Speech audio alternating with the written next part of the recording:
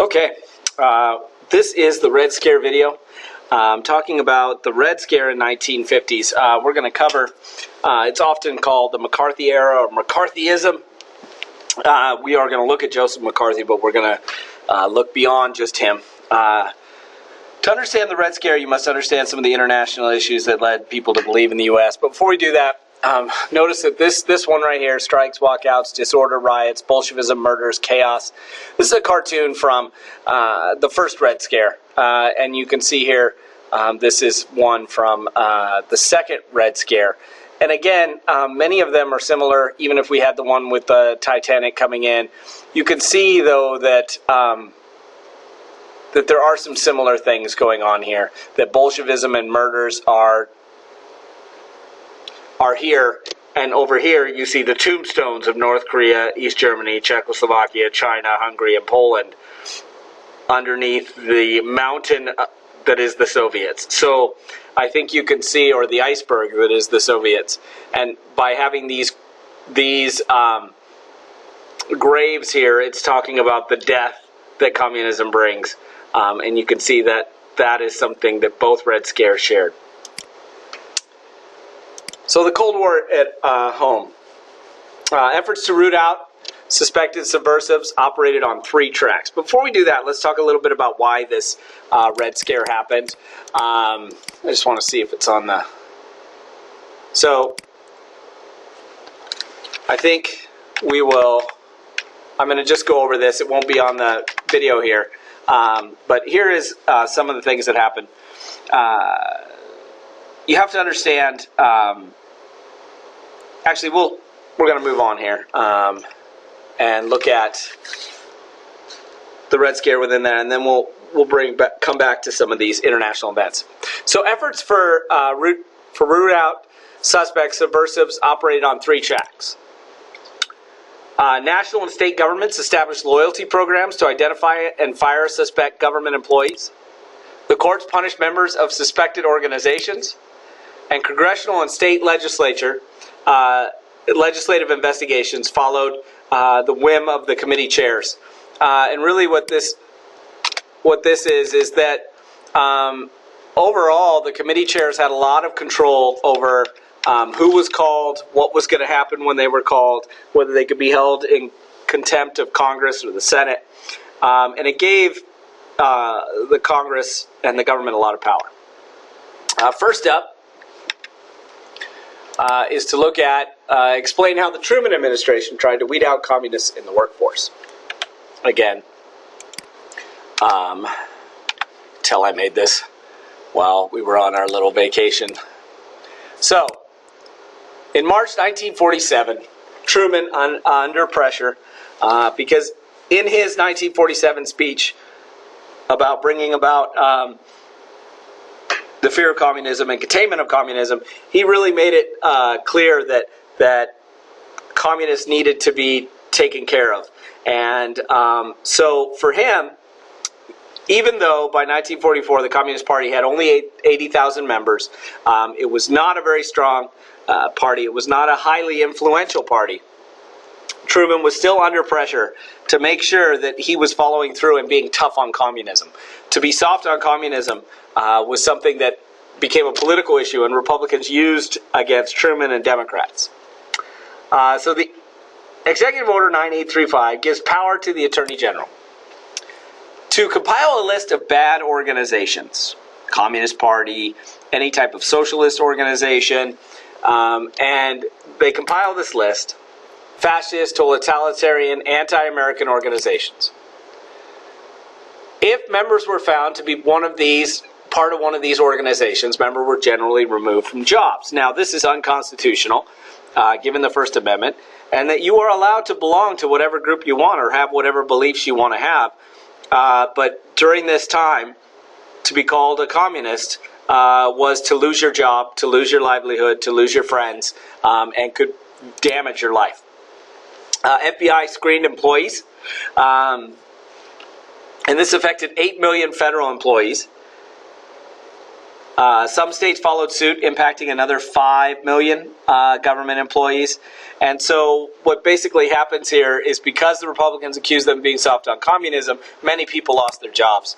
Loyalty program resulted in 1,210 firings and over 6,000 resignations under Truman, and similar numbers under Eisenhower. And so thousands of people lost their jobs over this issue. And it definitely changed this. Then the federal employee loyalty program was put in 1947. Some 3,000 were dismissed and resigned as well, because they had to then pledge loyalty to the United States. Here you can see the Hollywood 10. Almond Bessie is going to jail. Free the Hollywood 10. Basically saying that the group of Hollywood actors and directors that basically stood up to the House of Un-American Activities Committee. So that's what we're going to look at. Congress, the House. So this is our second slide. In 1938, Congress formed the House of Un-American Activities, HUAC. In 1945, John Rankin suggested the committee be made permanent. And this became Rankin's, he became the head of the committee, and investigated un-American propaganda. 1947, HUAC held 9 days of hearings to look into a list of Hollywood producers, directors, and actors. The Thomas Committee subpoenaed 41 witnesses. Many of these witnesses said they weren't going to cooperate. They weren't going to, over 19 of them said that they weren't going to do it. 11 were directly questioned about their membership in the Communist Party. German emigre playwright Orleit Brecht left the country the day after his appearance, leaving the 10. They refused to list anyone else who might be a communist.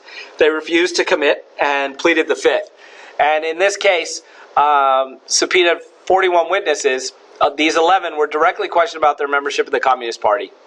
And they were jailed for being held in contempt of Congress because they wouldn't answer questions put by them by Congress.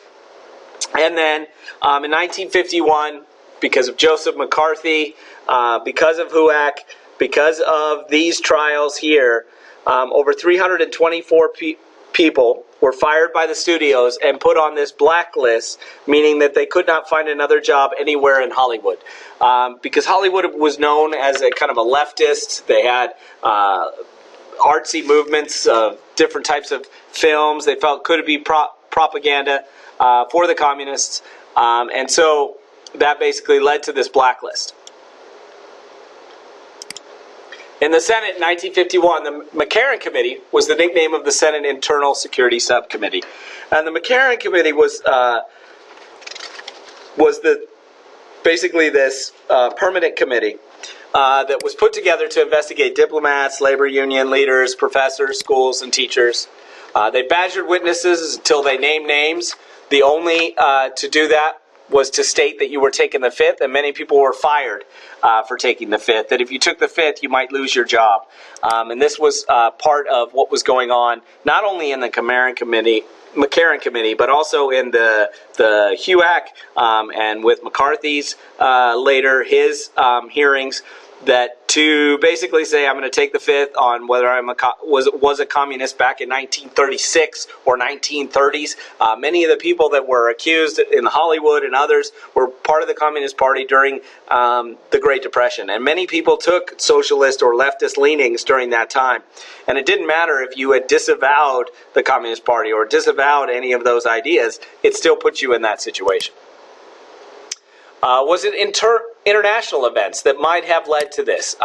It's important to look at the fact that the Red Scare might have been more pressure because of international issues rather than pressure from within. The Truman Doctrine and supporting anti-communism but calling communism evil, and then to have China fell to communism in 1949, and that idea that they fell, that they are now Soviet puppets, because Truman decided to stop funding Chiang Kai-shek. Chiang Kai-shek was the nationalist in China. They left and went to Taiwan, and they were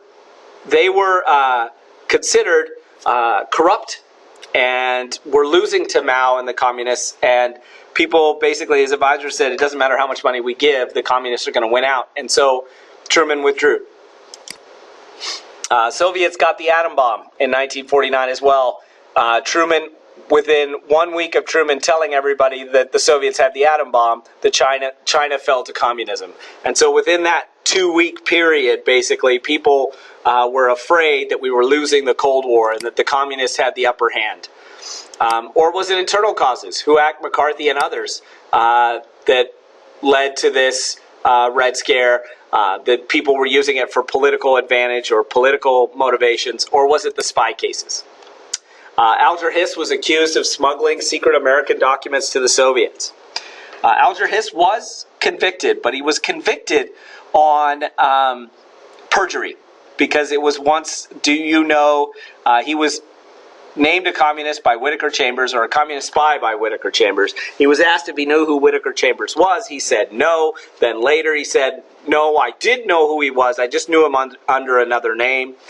Hiss denied any involvement, and the only proof against him were the pumpkin papers, which were microfilms inside a pumpkin that were Whittaker Chambers was giving information, or Alger Hiss was giving information to Whittaker Chambers and hid it in a pumpkin. The tests indicate that they were State Department documents, but many of them were hard to actually pull out and weren't very convincing.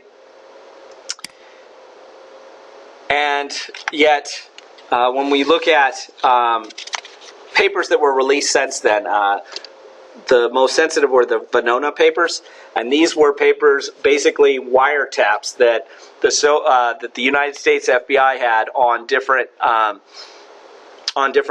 possible Soviet spies. Alger Hiss was named in those Venona cables, and had they been released before 1990s, it appears retrospect without damaging national security. A Soviet agent within the Army Security Agency, William Weisband, had told Moscow of the Venona decryption program during the late 1940s, and the United States learned of Weisband's activities in 1950, by which time the Soviets had closed down or lost many of their U.S. networks. Consequently, it was difficult to see what harm releasing the Ailes cable, or for that matter, cables about the Rosenbergs and other atomic spies, would have done. The problem is, how much would these have actually held up in court? But they were, Hiss was named in these Venona cables. He was also named in Soviet documents as well. Many of those documents were put out for very short time, and so all we have is the notes of a former Soviet spy, so we don't know how much those are true, but in either way, it seems like that might have been the issue. The Rosenbergs, couple accused of selling the atom bomb plans to the Soviets. Klaus Fuchs, who was a spy in Great Britain, implicated the Rosenbergs. And many people were wondering what was going on with the spies, because nobody thought the Soviets would get the atom bomb when they did. And so to find that it needed to be explained why they were able to get the atom bomb so quickly, and many of that was because of the spies. The Rosenbergs were accused of selling the atom bomb plans to the Soviets. There is clear evidence that that Julius Rosenberg was doing this, and he was executed. His wife was also executed, but that might be more because they were trying to use her as leverage to get Julius to name others and to admit that he was spying. But many of the same documents in 1990 show that the Rosenbergs were spying, but being executed might have been a little high, because it shows that they were more low-level spies that only did minor damage to the atomic bomb. Here's Julius Rosenberg, the judge handling the case. I consider your crime worse than murder. I believe your conduct in putting into the hands of the Russians the A-bomb years before our scientists predicted Russia would perfect the bomb has already caused, in my opinion, the communist aggression in Korea, with the resultant casualties exceeding 50,000, and who knows, but the millions more innocent people may pay the price of your treason. Indeed, by your betrayal, you undoubtedly have altered the course of history to disadvantage of our country, no one can say that we do not live in a constant state of tension. We have evidence of your treachery all around us every day, for the civilian defense activities throughout the nation are aimed at preparing us for the atom bomb attack. This judge obviously was affected by the Red Scare, and obviously was affected by this to be so vehement against the Rosenbergs and to hand down a case of execution. Joe McCarthy was a Republican senator from Wisconsin. In a 1949 poll, he was named as the least effective senator in Washington by a D.C. newspaperman. Now, the newspapermen, nowadays, it's called fake news, but in 1949, this poll was considered just, and so McCarthy had to deal with it. McCarthy felt it was unlikely that he would be reelected, and decided to use fear of communism to boost his career. He called himself Tail Gunner Joe, kind of uplifting his war record, which was completely exaggerated. And so Joe McCarthy was not new to running a pretty negative campaign, accentuating and even lying about his war record. And so this is not something that was new to McCarthy. So Joseph McCarthy, the senator from Wisconsin, went on a rampage announcing that the government was stuffed with Reds. This came from, he made claims that he had inside knowledge and proof. For example, he said he had a list of 205 people in the government who are members of the Communist Party, but then refused to produce the names. He held up a list during that, which might have been just a laundry list, and not anything more than that. Senators, when speaking in the Senate, are immune from the charges of slander, knowingly telling lies to hurt another person's reputation. They can't be accused of that, and so McCarthy used his position to basically embarrass people of that he was investigating. He would badger them to the point where they basically had to either stop or condemn. And what we see is that he did damage to Truman's career, he did damage to other people's careers, and the damage was pretty high. Successful strategy, McCarthy won re-election and became famous. So he won his re-election through his Red campaign, but then he goes a little too far. This is a picture of him with the Army, the blacklist. In 1952 to 54, he accused General George C. Marshall of treason for his China policy and attacked Eisenhower for not being vigorous in rooting out communist subversion. He then basically accused the Army of having mass Soviet infiltration, and he had no evidence of this. McCarthy never showed up any evidence to support his plan. So in 1954, even Republicans had grown tired of McCarthy's conduct and began an investigation into his methods, which led to a censure, basically meaning that McCarthy can no longer speak in the Senate, and then he subsequently lost his re-election. He showed up to some of these hearings drunk, accused people that had without very little evidence, and created a situation where he had no term but to leave. But this did not necessarily lower the evidence. I have it here in my hand, a faked letter, doctored photo, which there was a doctored photo of his critics with the head of the Communist Party that was released, and it leads back to him. So conclusions on McCarthy and McCarthyism was not solely created by its namesake. Rather, it was something like a latent force within the American mind that was tapped very effectively by a man with demagogic talents, meaning he basically used his talents, used his methods to create this fear within people. Now, when you look at this, can you say that maybe he was not necessarily as off as many people think? Half century later, with Soviet-era archives opened, it turns out that there was a list, not of one brandished by McCarthy, but a real one nonetheless, with code names, salary, receipts, and copies of sensitive materials from the Manhattan Project and U.S. State Department. There were people in the State Department that were spying. There were people in these cases. But McCarthy, although he did name and did interview a few, he did not have the evidence to support it. And so, although he might have been right that there was a communist error, many of the communist problems and the Soviets' communist moles were shut down by 1951.